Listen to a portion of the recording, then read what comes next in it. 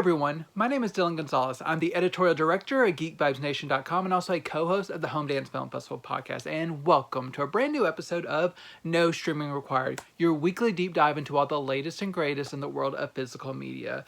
I have a great episode for you this week. Do I say that every week? Yes, but we're living in a golden age of physical media, so every week's great. I'm talking about some of my favorite labels, including Arrow Video, Radiance Films, Deaf Crocodile, several OCN Distribution, Vinegar Syndrome Partner Labels, just all kinds of great titles that I'm so excited to dive deep into. But first, I'm going to start off with a really marquee title that I know a lot of people are excited about, and that is Rocky: The Ultimate Knockout Collection, which follows on the heels of last year, the first 4 films being released as like the Knockout Collection. This is the Ultimate Knockout Collection because you get all 6 of the proper Rocky films. So now 5 and 6 are making their 4K debut. I've talked about the previous set whenever it was first released, and I wrote a review and dove into all of that. So I'm not going to rehash everything. I'm mostly going to focus on 5 and 6. And this is the Rocky franchise. A lot of people, like most people, know about these films and know how they feel about them. So I'm not going to spend too much time on those. But I do want to address something right off the bat about the first 4 films in this set, which were released last year. Some may know that these first 4 films, each of them had some kind of error in them whenever they were first released on 4K that people were hoping would be fixed at some point. They thought that probably it wouldn't, but they hoped that it would. Luckily, it has. So like the first film, I believe it had a down mix of the 5.1 track and not the original mono. The second was it was pitched wrong. I believe on the third one, I know that some of the foreign language tracks were improperly pitched, I believe, and there was some other stuff going on. And then the fourth one, I believe there was a shot that actually had the wrong aspect ratio for like a shot. So all of these have been fixed, and if you did buy that previous set and you were just planning on buying 5 and 6 when they were previously released, there is a replacement program that Warner has instituted that you can send them an email and they will send you back some corrected discs. I will try to find a link for that to post in the description, but otherwise just Google it. I'm sure like the Blu-ray forums or Bill Hunt from Digital Bits, you can find a lot of great information from there, and you can get your replacement disc. So the corrected discs are in this new set, so you don't have to worry about it if you buy this new set. And 5 and 6, so far, do not seem to have any issues with them, thankfully. The first 4 discs, they otherwise seem to be comparable to whenever they were first released, so any encoding issues, I'm looking at you, Rocky 4, with both of your cuts, like the Drago cut and the original cut on one disc. There's still those like encoding issues. Hopefully would have been corrected, but not really. They didn't do that. So quality-wise, it's pretty much the same. They just fixed these issues. And with 5 and 6, release-wise, they've done a pretty good job with them. There's some issues that we noticed with like the first set encoding-wise that kind of carried over here.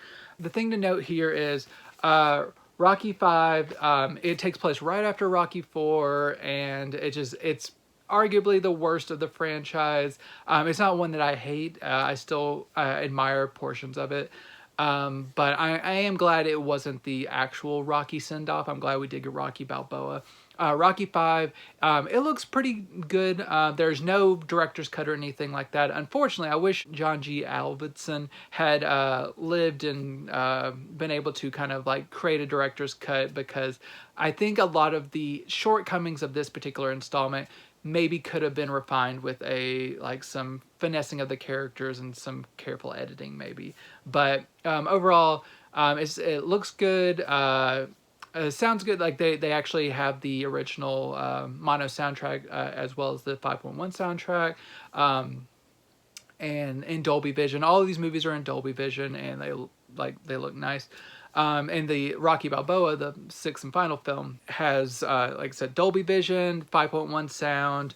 It has two cuts of the film. There is the original theatrical cut, and there's a new director's extended cut, where Stallone, who had directed the movie, also, he went back in and just mostly put in a bunch of the deleted scenes that were previous on Blu-ray releases, inserted them back into the film, color corrected, and made them all consistent, and called it a director's cut.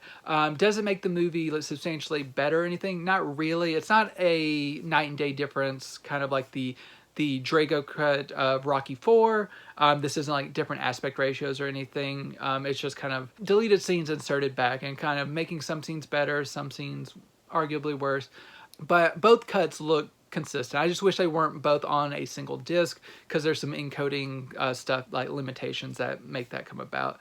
Rocky V does not have any special features. Rocky VI does. It carries over all the special features, including like I believe there's a commentary track, some featurettes, some deleted scenes, and so yeah, I believe all the special features of Rocky Balboa have been carried over. I don't think there were any special features existing for Rocky V to carry over, so you're not missing anything. And then a bonus disc that was in the previous set of just like any special features for the first four films, that's the 7th disc in this set. There are no Blu-ray discs besides that in this set. So be 4K capable if you decide to get this set. Warner, you shouldn't have made these mistakes in the first place, but I am very glad that you have decided to have a replacement program for these discs. Make sure you get them if you got the original sets or any of the individual original releases. And Rocky, it looks good in 4K. It could be a little bit better encoding wise, but otherwise I'm pretty happy with the set. I think longtime fans will be very happy with this, because some of the old Rocky transfers looked pretty rough. So they are definitely an improvement, even if they're not perfect. I would highly recommend, if you're a Rocky fan, this is the best they look on physical media, and probably the best they have since they've been in theaters. So Rocky, the Ultimate Knockout Collection, it's definitely worth it if you're a fan, and definitely pick up the final two if you just picked up the previous set. Anyway, so Ultimate Knockout Collection, good purchase. Now we're on to one of my absolute favorite labels, and this is a kind of a important release for them. I am talking about Deaf Crocodile and their release of the Savage Hunt of King Stakh. So this is important because this is a J card that's removable. So here's the back. This is their first proper release, not under the OCN distribution Vinegar Syndrome family. So they have kind of switched things up. They are working with Diabolic DVD, who are one of the best independent retailers in the game, to provide their discs that way and kind of have a little bit more creative control on stuff. Not that I'm against OCN distribution. I'm talking about several of their releases on this episode, but I am glad that they were able, if Deaf Crocodile wanted some more independence, I'm glad that they were able to get it. And I will, one thing to note, this is a QR code. I won't hold it up too clearly, because I don't want the people getting the special features for free. I don't want to do that to the label, but you can scan that to get these supplements for people who need subtitles. You can get access to supplements that way. And here is a really, really nice booklet that comes with the deluxe version of the set. So if you want a really nice booklet with 2 great essays, definitely make sure to get that, in addition to this packaging here, the hard packaging. So if you want the kind of standard version, it'll just look like this here. If you have the deluxe set, it'll look like this. And this packaging is a little bit different. I have 2 previous Deaf Crocodile releases to show. So if you got a standard release previously, it kind of looked just kind of like a standard case here. So this is also plugging some previous releases, Solomon King. And then here is what if you got a slipcover from Vinegar Syndrome. This is typically, it's just a nice kind of thicker cardboard slipcover here. So Time of Roses, make sure to check that one out too. So this is how they kind of compare, like size-wise, just for those just who are kind of shelf conscious or just wanting to know how the packaging stacks up. That is how it is. The movie itself, it is a really interesting movie. So The Savage Hunt of King Stakh. It is a Russian film that is set right at the turn of into the 20th century. So the 1800s are just ending, and it follows a scholar who is kind of like researching like folklore and like just like kind of like myths and stuff in the Russian countryside. He comes across to this home that's kind of known for kind of having some eerie stuff going down, and he meets like this family and learns all kinds about the weird stuff that's going on around the grounds. And there's just a lot of different folk tales around there. The most devious of which is the King Stakh legend and stuff, which I won't get all into it, but basically he is a ghost that haunts the grounds, looking to kind of take people out. And there's a couple other different legends and folklore that are kind of running through it. And this is described, at least in the verbiage and the synopsis, but I can kind of agree with, like, as a mixture between like Terry Gilliam and old school Hammer films, and it is basically this man in this castle, this mansion, coming across, like, witnessing a lot of weird, eerie stuff. And this is what this movie is really great about. It's a gothic thriller, mystery, kind of horror. I wouldn't say it overindulges in horror, but there are some horrific things that happen.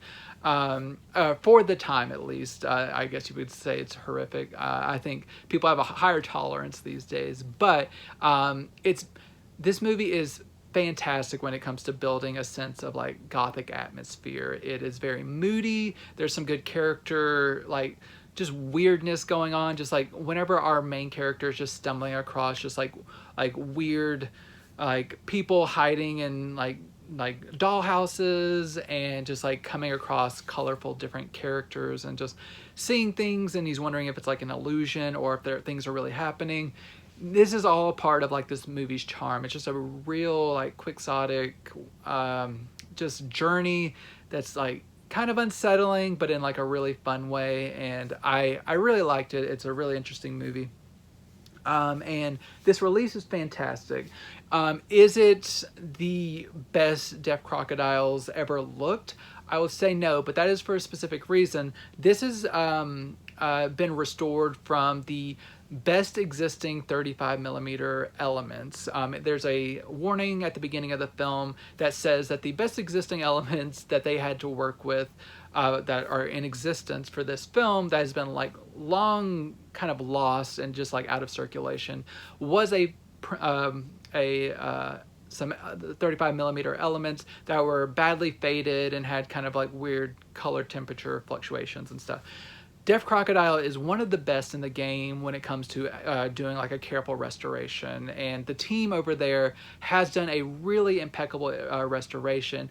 But as I say in the text, there are brief moments here that maybe have like slight kind of like maybe color temperature, or maybe like a little bit of like kind of verging on blown highlights. But in terms of a movie that probably would have otherwise been lost to time, this is an impeccable restoration. So I give them the utmost points for this, because they've done a really, really, really nice job. The sound is great. They always do a really nice job. And the encode is rock solid. This is Fidelity in Motion. If you know, you know. They are one of the best. They pretty much the best in the business. And they do a really, really nice job with this release. And Deaf Crocodile has also provided a really good number of special features. There are 2 commentary tracks, both really great.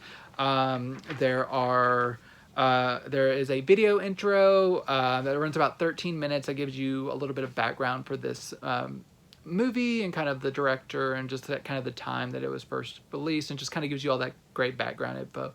And side note, there is a really cute cat in the back of this video at one point that made it extra delightful, so I enjoyed that. There is a 15-minute video essay as well about the movie, and kind of gives a little bit more context to it. So there's a lot of layers to this movie that I think will reward repeat watches, and I think this is one. If this is Deaf Crocodile just kind of planting a flag away from Vinegar Syndrome and OCN distribution, they've done a really nice job with this release. So the Savage Hunt of King Stakh, definitely make sure to keep supporting Deaf Crocodile because they are one of the best in the business. Speaking of, like, another one of my favorite labels, I have a pair from Arrow Video that I was very excited about. The first up is the 4K Ultra HD release of The Man from U.N.C.L.E. This is a Guy Ritchie movie that I had actually missed whenever it was first released. I'd heard good things. Here's a reversible cover art here.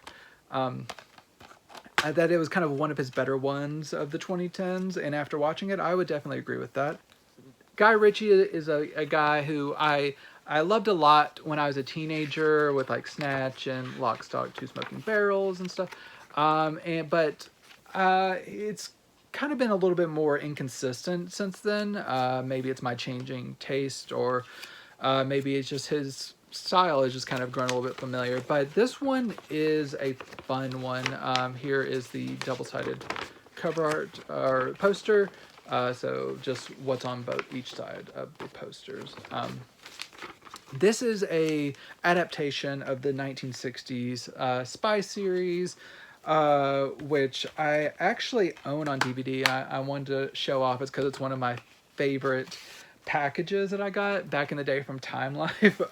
Just really quickly, this is like the old school Man from U.N.C.L.E. complete series set that I got. It's awesome. So if you can track down one of those, it's a really, really cool set. But as an adaptation, this Guy Ritchie adaptation, it's really good. It's a really solid, it doesn't overindulge in Guy Ritchie's most kind of borderline obnoxious tendencies. This has Henry Cavill, Armie Hammer, and Alicia Vikander are the main three characters. You also have Hugh Grant and Elizabeth Debicki, who I love Elizabeth Debicki, so anytime she shows up, she has a really good role in this one, even though it's on the shorter side, but she makes an impression for sure. Henry Cavill plays a CIA agent who with a past, and he's kind of been in some trouble in the past, and Armie Hammer, he plays a Russian agent who also has a past. Everyone has a past, and then they get involved with Alicia Vikander, and they kind of all go in on this kind of spy mission. It's kind of like a 60s, swinging 60s, like kind of James Bond-esque like spy tale, and with just a few less gadgets. I love the character dynamics between all of these characters. Like it's cool and fun without being, like I said, obnoxious. There's a really good chase scene at the beginning of the movie, some really good espionage and like spy tactics and double crosses and just like subterfuge, all that good stuff. It's a really good adaptation of this source material, kind of made relevant for a more modern audience, and it does work really well as a film. And I know this is the first results of a new deal with Warner Brothers that Arrow Video has recently brokered, and I saw some people were disappointed that the first title that from this Warner deal was The Man from U.N.C.L.E., but you have to understand there was already a 4K version on digital for years, kind of ready to go, and this kind of seemed like a good kind of testing the waters, I think, for this deal. And I hope to get really like more exciting titles from Warner in the future, but so far I've been intrigued by what's been announced from this deal so far. So this comes from a 4K digital master. It looks really great. It's in Dolby Vision, and it's the high quality that you expect from Arrow Video. It looks pristine.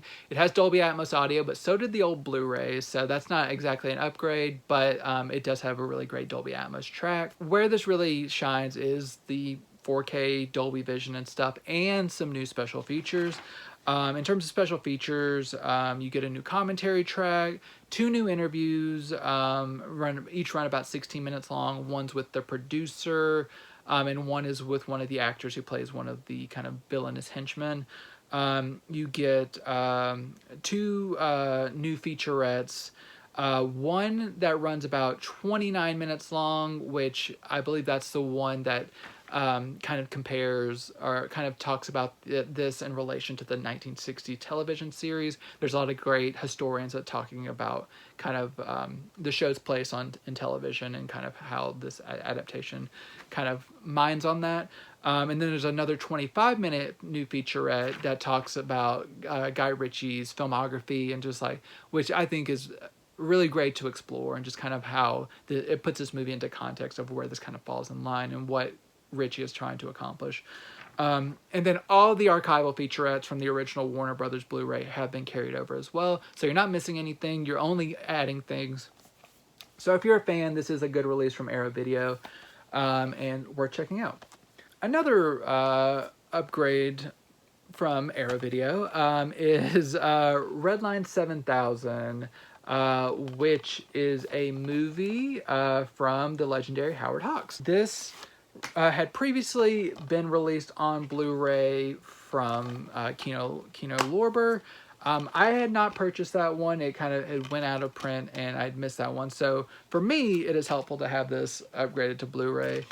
And the results otherwise, I'll get into as much as I can compare, because this is just another Blu-ray release, but Arrow Video always does a good job with their stuff. So here is a booklet here with like essays and all kinds of good stuff within here. Double-sided poster with both of the artworks I showed on both sides. Kind of show that off for scale. Here.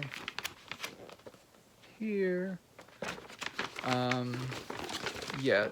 So release Howard Hawks. This was one of his last films. I think it's his third to last film. He is a legendary director, and but this movie shows that he really hadn't lost a step even later in his life. This is about a group of stock car drivers who it's a racing film, but it's also kind of not a racing film, because it's more seemingly focused on their lives off the track and kind of the women who are in their lives. A lot of time these men are just really treating the women around them pretty horribly. But with Hawks, who he's always had like a lot of really strong women in his cast, and like done really interesting things with like Katharine Hepburn back in the day. His women, they have a certain quality about them that they're not solely treated as window dressing, which I appreciate. And I still had issues with some of how these women were treated, but I did gain an even more of an appreciation because of a video essay from Kat Ellinger, who anytime I watch something from her, I can usually count on my opinion being swayed in certain ways, because she's very knowledgeable, very informative, and just like she really frames things in a great way. And so she has a really great video essay on like the Hawksian woman and how that kind of how he uses women in his narratives. Overall, I think this is a good movie. I think it is worthy of being back in print, and I'm glad Arrow Video picked it up.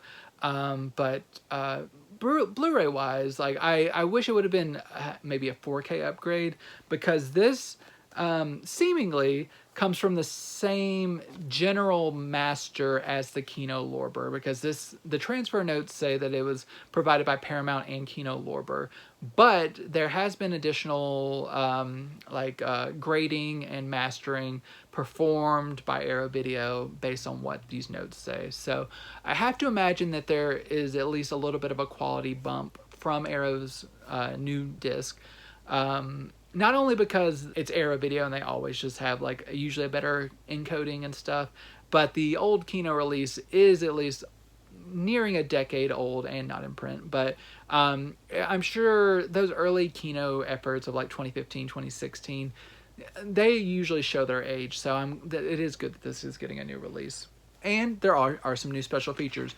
It carries over the sole archival feature from that release, which is a commentary track from Julie Kurgo and another film historian. But there's also a new 45-minute interview with the second unit director, who's also a race car driver and all kinds of stuff.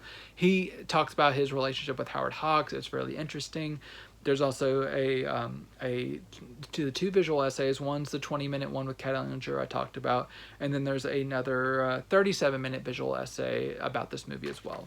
So some good special features, and solid encode. It looks nice.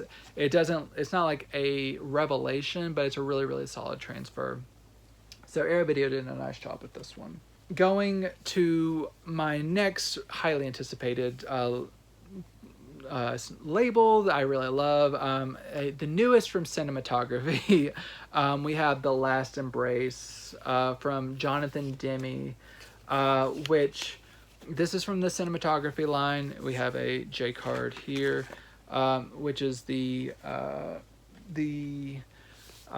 label of Justin LaLiberty, who is just like kind of one of the best physical media advocates in the game, and he can always make sure that his releases are top notch. So this has a booklet and with essays and photo reproductions and all kinds of stuff in here.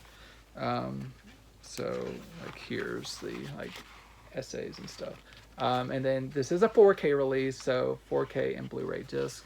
So this is an earlier Jonathan Demme effort. People may know Jonathan Demme best from Silence of the Lambs, but this is a really interesting one. There's like kind of like a Hitchcockian flair to this one, where Roy Scheider plays a man who he's a secret agent who his wife has, like, in the very first scene, gets murdered, and he's kind of jumps in time a little bit, where he's checking out of this. He's been like kind of institutionalized in the interim and kind of trying to get back into the swing of work, and he's very, very paranoid. He's worried that his own like agency is trying to turn against him, and he's really trying to deal with basically PTSD. But he comes across this woman, this younger woman, who he kind of forms a connection with, and he ends up getting into this kind of bigger, larger conspiracy where he's not really sure who he can trust, if he should even trust this woman, if can he find love again with this woman. So it's kind of like really bit of an erotic thriller and spy intrigue and all kinds of stuff within this. It is overall a pretty solid movie. It didn't quite add up to what I wished it was, but it's still a really, really good movie. I didn't really love how they treated the female lead in this one, not in terms of like exploitation or anything, more in terms of like plotting and narrative development. There are certain leaps that they make with this character that it kind of seemed to come out of nowhere, but overall, I think it's a really thrilling movie. There's a lot of good kind of like twists and turns within it, and a lot of good spy stuff going on as well. So, Last Embrace, it's one worth checking out. And similar to Redline 7000, this was previously released by Kino Lorber. It has been since out of print, but at least this one is getting a 4K upgrade, and it looks very nice. This is from a 4K restoration of the original camera negative. 35 millimeter. It's in HDR10. It looks very nice. It's been cleaned up very well. The original mono soundtrack sounds great. Great special features, including a commentary track, a 17-minute video essay, and then an archival interview that was also on the previous Kino release that runs about 11 minutes long. So overall, another slam dunk quality from cinematography. Movie wise, if you're a fan, check it out. Check it out either way, because Jonathan Demme, you just need to see all of his work. But it's not like a 5 out of 5 for me. It's a really, really solid thriller, and worth checking out. And continuing in the land of Vinegar Syndrome and their partner labels, this next one is from ETR Media, and that is Nintendo Quest. This is a documentary, a 2-disc, which is rare for ETR Media. 2-disc set where the documentary follows an avid old school Nintendo gamer who embarks upon a quest to collect all 700 odd original NES games in 30 days. Without using any technology and stuff, and like through eBay and stuff. It's like going to game shops to find these games or meet with other collectors and all that stuff. So I think it's a great premise for a documentary. I love video game culture, and it's the kind of thing that really hooks me. I think it's not a perfect execution of this idea, though. There are certain shortcomings about this that kind of bug me a little bit. One of which is the beginning of the film is very weird, in which it shows some of the producers on camera kind of pitching you as to why this is an interesting movie and stuff, and they're like, just like, oh, he has this many days, and it's like, it's going to be pretty exciting and stuff, like, to see if he gets it done. I'm like, I don't need that in a documentary. That's kind of extraneous and just kind of adds stuff. Like, you already hooked me. I'm already watching the documentary. I don't need a sizzle reel at the beginning. The other kind of shortcoming of this documentary is that they never really go into what I would find most interesting is like with his budget and the price of what he is giving for each of these games. Like, he has like a budget in mind. He just never states it. I'm not sure if he doesn't want people to know how much he is spending on these games, but I think that it would be kind of part of the thrill of just like every time he gets like a good deal on a game, like you would be cheering along with him. It was like, oh, he only paid this much for this game or whatever. And like, I don't know, it's just kind of like small things like that I think could have been fine-tuned to make this documentary really like extra exciting. It's fine. It's like fine for like a nostalgia trip of just like, I remember NES games. Oh, I remember this game and stuff. And like the people in the documentary are fine and stuff. I just think this is more nostalgia based, like gratification, than just like a excellently made documentary. The second disc is actually a follow-up series. It runs 9 episodes, and each episode runs from about 21 to 26 minutes long, and it kind of shows the director and the subject going across the country, touring with the film, and just kind of like having additional time with like collectors and stuff, which I think actually works a little bit better because you get a little bit more time and like a little bit more of the flavor of each city that they are visiting, and it works out pretty well. I think it's a really good companion, and I'm glad that I believe this is the first 2-disc release from ETR Media. I'm glad that they went the extra route of just giving everything with this particular project, because I think it really enhances the project pretty well. You do get a commentary track with this release. You get extended interviews that total an hour and 44 minutes of extended interviews. You get deleted scenes, and yeah, the transfer is good, sounds good. It was made in the 2010, so it's a solid HD transfer. Sound is fine. So if you're an NES fan, Nintendo fan, Nintendo Quest is worth checking out. Just kind of know that what you're getting into, that's not just like a expertly made documentary, unfortunately. So yeah, ETR Media, quality of packaging and all this stuff wise, great release. Also, Last Embrace, that's like kind of the deluxe packaging stuff version of that one. This and my next couple releases from the Vinegar Syndrome Partner Labels, if you do want an exclusive slipcover, similar to the one I showed from Deaf Crocodile back when they were with Vinegar Syndrome, go to Vinegar Syndrome's website or a place like Diabolic. They will probably have it within the next month or so to get an exclusive slipcover with this. Otherwise, you get a standard version, which is what I usually get for my releases. And speaking of OCN distribution, they have a brand new label on the block, which I was very, very, very excited about. This is the first release from Cartoona, and this is Nuts. You gotta love that artwork. This is another documentary that I think worked much better. This is from director Penny Lane, who I really like her documentaries. She did a fantastic documentary several years back called Hail Satan. If you haven't watched it, watch it. It's great. I believe it might be on Hulu. If not, just track it down. It's just a really great kind of balanced look at like the satanic temple and stuff.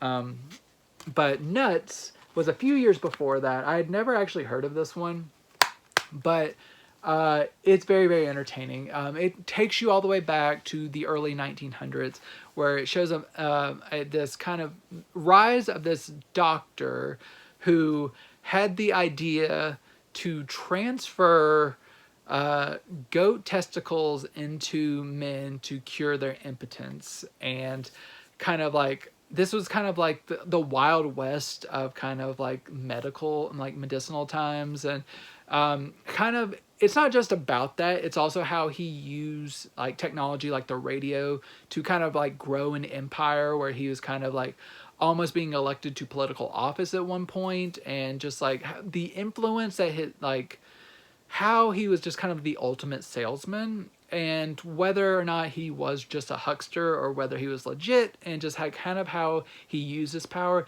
It's fascinating. It's not the longest documentary. It's like 70 something minutes long. But every moment I was just kind of captivated, and this is really cool. It uses a mixture of new like kind of live action interviews, as well as like animated scenes to kind of connect as connective tissue. This is a largely animated documentary with like some context like of like live action. So it's a good blending of material, which this Blu-ray handles very well. And I think this is what makes it a proper release for Cartoona, because I think they mainly are focused on cartoons.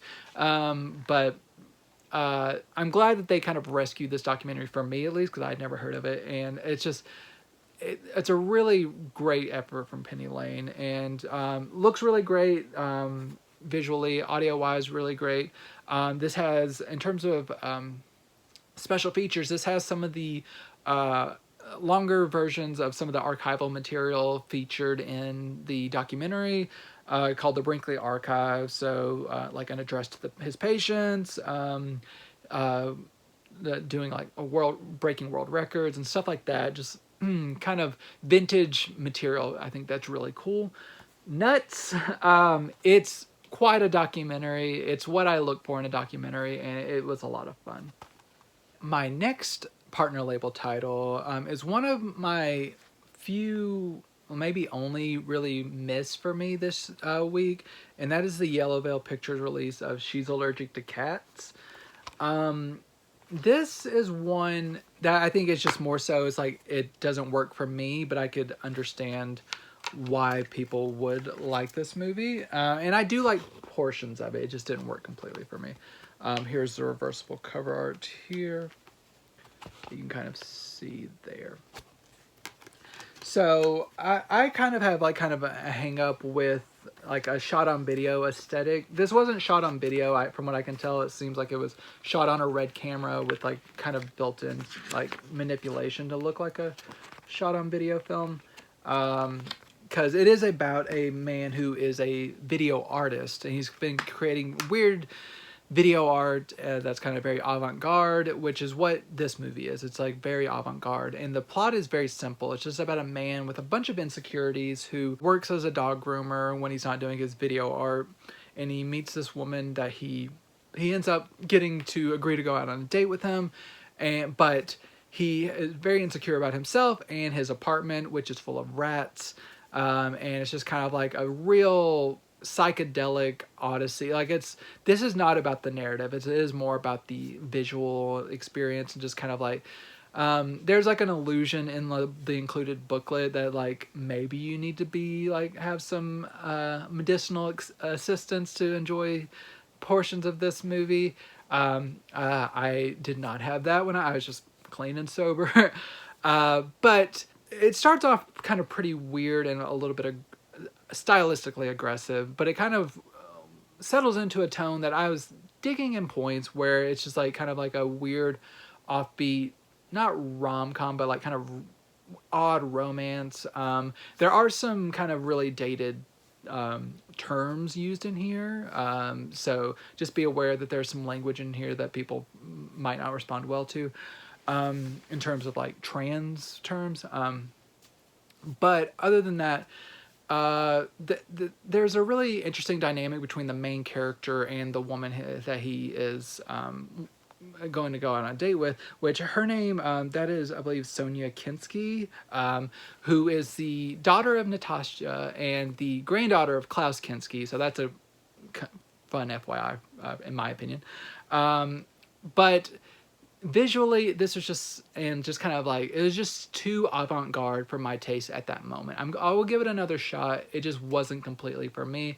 But if you kind of like kind of weird YouTube-y, like video art kind of weirdness, this might appeal a little bit more to you. And for that reason, this Blu-ray isn't like amazing looking because it's supposed to have kind of a lo-fi quality about it. It sounds great though, and it has a really like a ton of special features. You get a commentary track, interviews, lots of different promos, several music videos, additional short films, packed to the gills with special features. So, if you are a fan of this movie, it's a really, really good release. It's just, this is one of the more challenging movies of what I'm talking about this week, so just be aware. She's Allergic to Cats from Yellow Bell Pictures. And my final partner label title from OCN Distribution is Bastards from Claire Denis from IFC Films. This, I believe, is the US debut of this film. I'm not sure if it was exhibited here previously, but this one, along with another film I'm talking about, this is one of the more challenging narratively in just terms of like getting through it, because it's so visceral. This is kind of delves into like a really like grimy, gritty world of like sex trafficking and just like the elite power, like the power that elite have to kind of just do whatever they want without repercussions, and kind of that kind of dynamic. And this stars Vincent Lindon from Titane fame, and he plays a man who is like come back after the disappearance of his niece and the suicide of like his sister's husband, to kind of investigate what has been going on with this kind of a rich family. And he kind of immerses himself, like he kind of rents an apartment above them and starts kind of like an affair with the wife, who is kind of married out of like safety and like financial protection to her husband. And it's like a weird twisty thriller of just kind of like them and people investigating what happened to this missing girl, what is going on with like this obvious sex trafficking ring, and just like it gets really, really, really dark, and just like very unpleasant, but also very impactful. And I think if you're a Claire Denis film or fan, and you think you have the stomach for it, definitely check it out, because it hits. But it's just a very, very rough watch. So it's not going to leave you feeling happy at the end. It has one of the most haunting final like shots. Whenever you get kind of like what it is implying, it will stick with you and really probably upset you. So that's the highest recommendation I can give. This looks really nice on Blu-ray. The original French audio. You get some good special features, including a commentary, a visual essay, and some featurettes. So yeah, Bastards. It's not for the faint of heart, but if you can dig it, IFC Films did a good job with this. I told you this is just an episode with a bunch of my favorite labels, so whenever, I hope it doesn't lose its meaning when I say another one of my favorite labels is Radiance Films, and I have two from them, including the first, Tchao Pantin, which I am probably butchering that, but it translates to So Long Stooge. Here, let me take out the OBI strip to give you a full look at the artwork. So that So Long Stooge. So you get the nice booklet here, and essays and photo reproductions and all kinds of stuff within here. And I will take out so you can see the reversible cover art here. So yes, Tchao Pantin, it involves the unlikely friendship between this drug pusher guy who hides out at this gas station one night when he's kind of being pursued by police, and he kind of starts a friendship with a gas station attendant, and it kind of like charts their dynamic over a period of time until the drug pusher guy, who's kind of a fuck up and just always getting himself into trouble, he gets himself into an excessive amount of trouble, and it's up to this gas station attendant who also has like some trauma from his past to kind of like to help out his friend however he can, and it kind of escalates into some very violent episodes. But it's very thrilling, and I think it's a really, really solid movie. I'm really trying to be as vague as possible with this plot description because I don't want to ruin it. But I like the friendship angle of this, even if I don't think all the characters are the most upstanding individuals. But I also just like how it kind of gently escalates into a really explosive finale. And very much it's Radiance Films doing what they do for me, which is rescuing films that I would have never heard about otherwise and giving them pristine presentations. Because this is a really pristine presentation. This comes from a 4K restoration that has been conducted by Pathé, and it's been encoded impeccably. So it's a really good 4K restoration on Blu-ray. Looks great. The grain resolves very well. Deep black levels. Everything just looks very natural and nice. Great details. Everything looks really good. You get a 55-minute documentary on this film that is very insightful. So yeah, Radiance Films, another good one from them. I'm rarely disappointed by their stuff, and just one of the best in the game, which is the case also with their other release, which is 18 Years in Prison. So this is a Japanese film. So I will take out the OBI strip for that one. This one is from 1967. So this one is pretty interesting. This is a film about a returning war veteran from Japan who kind of like led a kamikaze unit. And he is kind of haunted by what he had to do in the war and what, like, leaving so many families without their loved ones. So he comes back, and along with like one of his fellow military men, they are doing like they are committing crimes, but in order to help out some families, like kind of like a Robin Hood situation. But they end up getting themselves in a situation where the main guy, who's the most virtuous, he gets himself locked up in prison for these crimes. And his colleague, who isn't the most virtuous, he stays outside of prison and starts a Yakuza gang.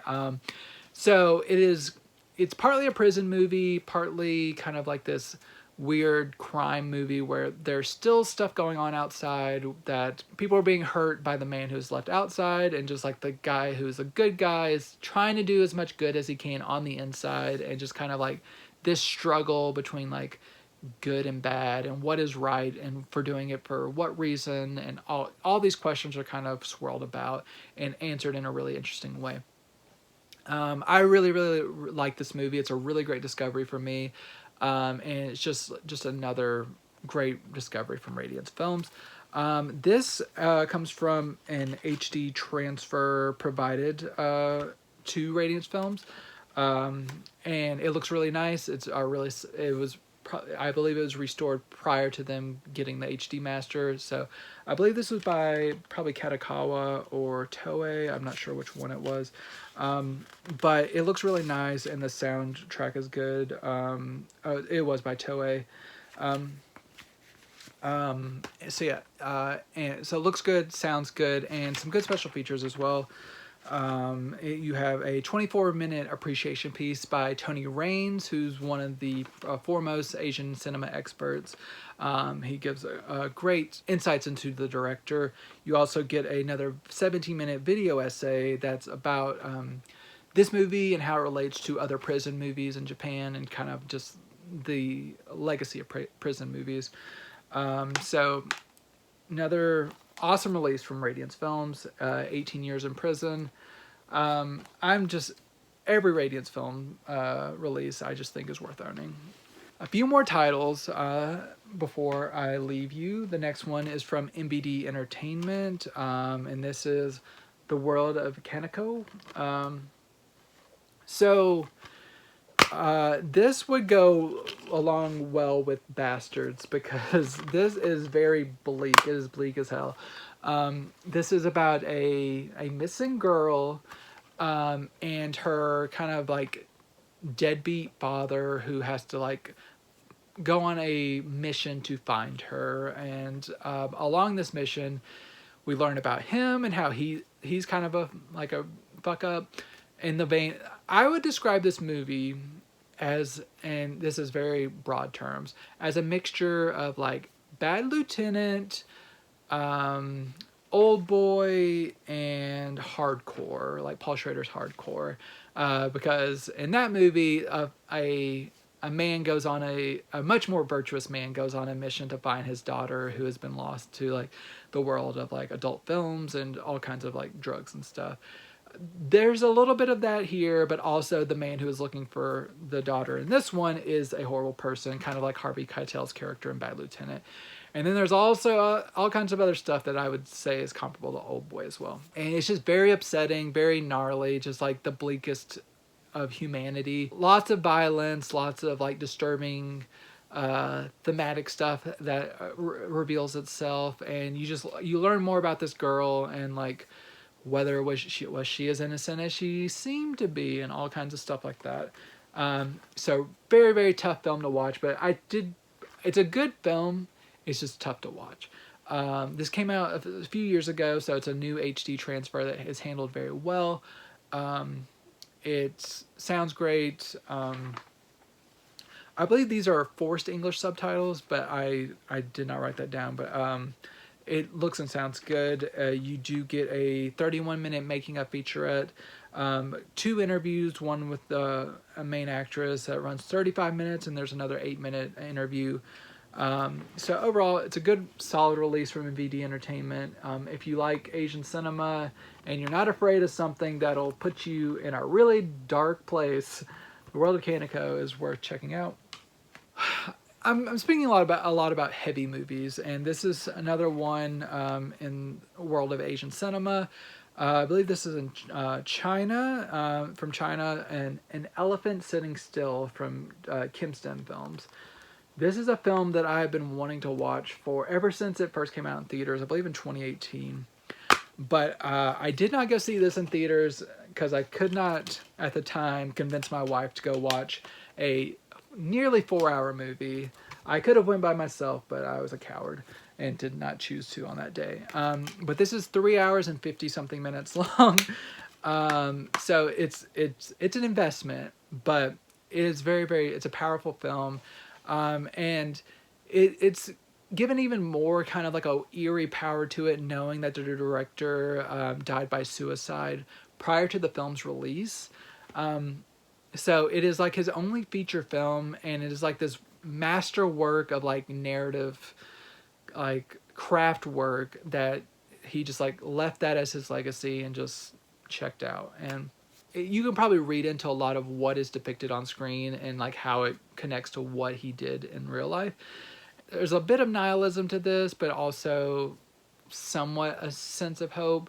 This is about, it follows a couple different narrative strands of characters, all that kind of end up connecting.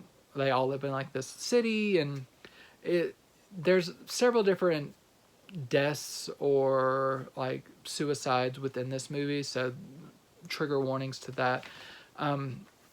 But so it's about like several different characters going along their lives. Like one is a character who beats up a bully that is terrorizing one of his friends, but he beats him up a little bit like too much, and it kind of like leads to him having to go on the run. And then like this bully's brother happens to be this like kind of gangsterish figure who is on his own kind of weird journey. And then there's like a man with a dog who like loses his dog, and it also gets mixed up with like some crime stuff. And then there's a girl who is like having an affair with her guidance counselor, and kind of how this all coalesces together.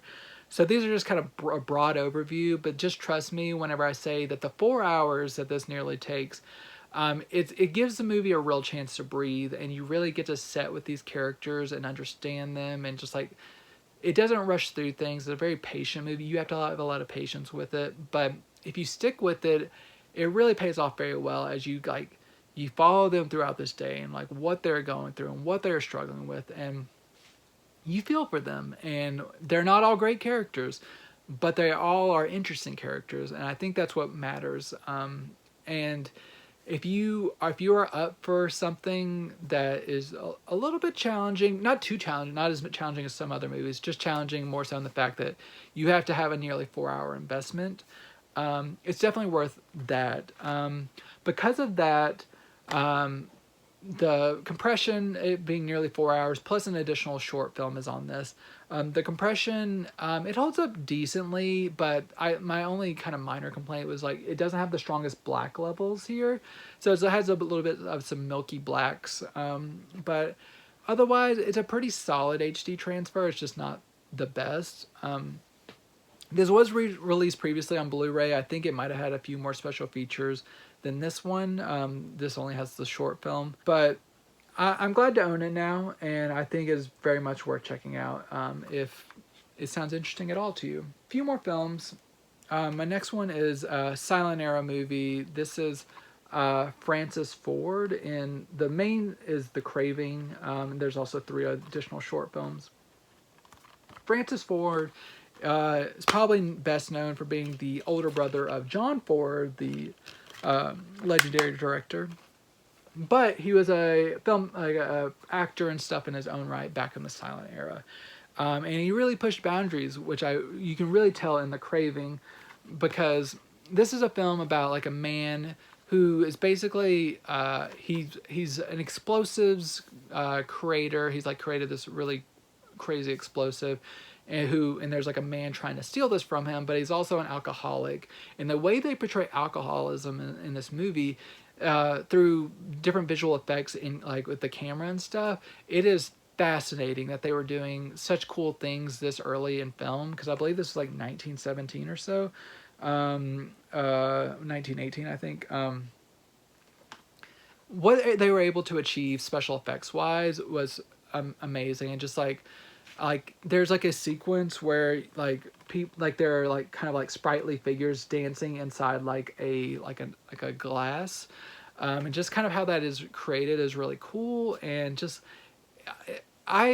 that's kind of what I really like about silent cinema, is because they didn't really like have like a lot of boundaries in place for them. They just kind of just did whatever, and this is one of the more creative aspects of it. And Undercrank Pictures, who is one of the better like silent film preservation labels in the game. They've done a really nice job with this. So you get the Craving, and then also 3 other short films. They've all been restored in 2K. The Craving has been restored from a 35mm print from the Eye Museum, I believe it was, and it looks really nice. It is a film from 1918, so over 100 years old, so you have to give it a little bit of leeway here and there. There are certain things that had to be recreated and stuff, but overall this is as natural as you can hope for a film from this era to be, and it looks very nice. Not too much egregious damage. It's been handled with care, and a new soundtrack as well.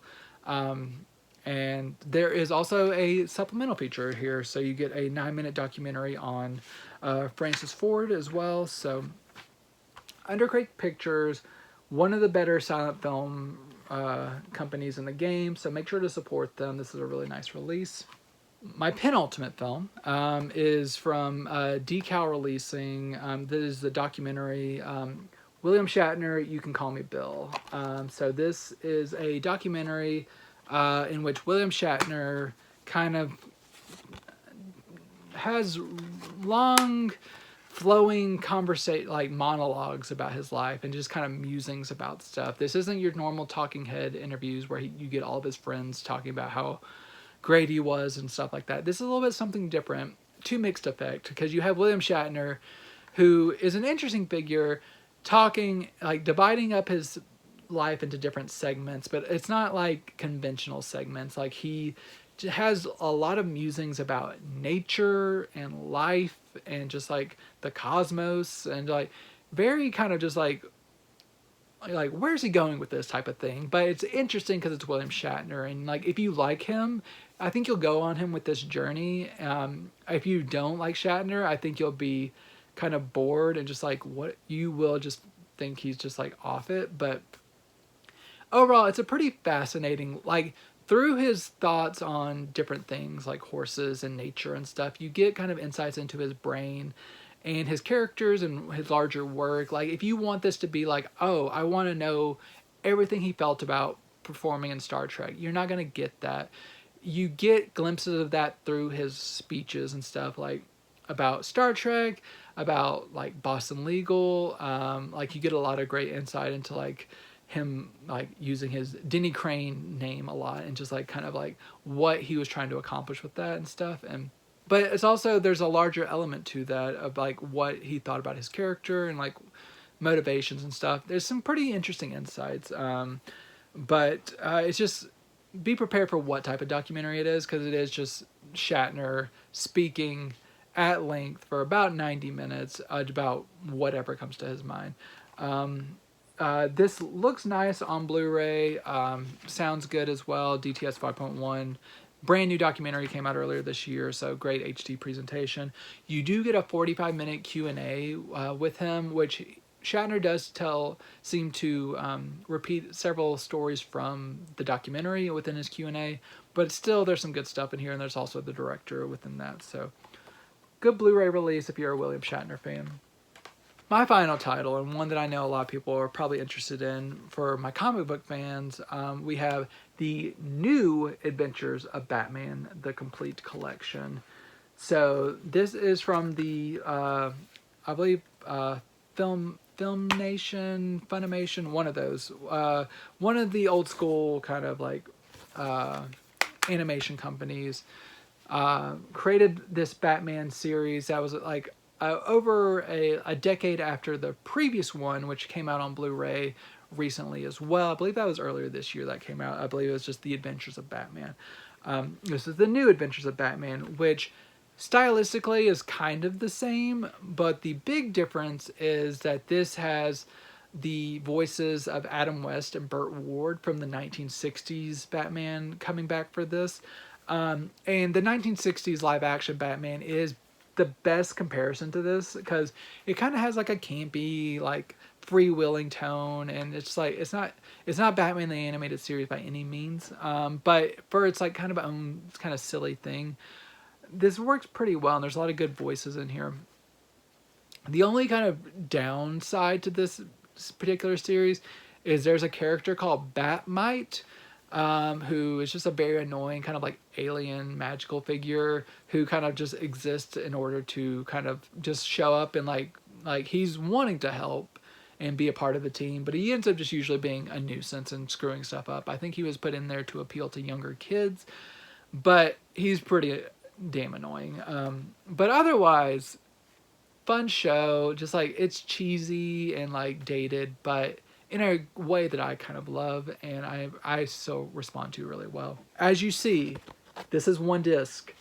I do not know what Warner was thinking. They put all 16 half-hour episodes onto this disc. So there's like, plus another special feature. A featurette that runs 19 minutes is also included on that. So nearly 17 episodes worth of total runtime, so it's about 6 hours-ish worth of time, which is too much for a Blu-ray disc. Surprisingly, it doesn't completely fall apart, but this should have definitely been a 2-disc release. I don't know what they were thinking. But still, these restorations, they hold up pretty well. The colors are bright, bold, look very nice. The drawbacks are it's been occasionally cleaned up a little bit too much with like DNR and stuff. It's not as bad as the previous Batman set, or like even stuff with like Scooby-Doo, but you see a little bit of that. It's not just like, it's not a completely natural stuff like restoration. Like if Warner Archive had done this from the ground up, I think it would probably have looked a lot better. And you definitely would have got multiple discs. Otherwise, you get occasional like banding and compression and stuff, but overall it's not terrible. it's just, you shouldn't be pushing a disc to this length. It's just ridiculous. But otherwise, it's a serviceable release. It's the only one we're ever going to get of this, I'm sure. So it looks good. It's definitely better than the old DVDs, but it's just not as good as it could look. But still very much worth checking out. The featurette on the Batman is a great addition to this. And so yeah, Warner Brothers, The New Adventures of Batman. If you're a comic book fan, still check it out. Not the best Batman series ever, but they can't all be Batman the Animated Series.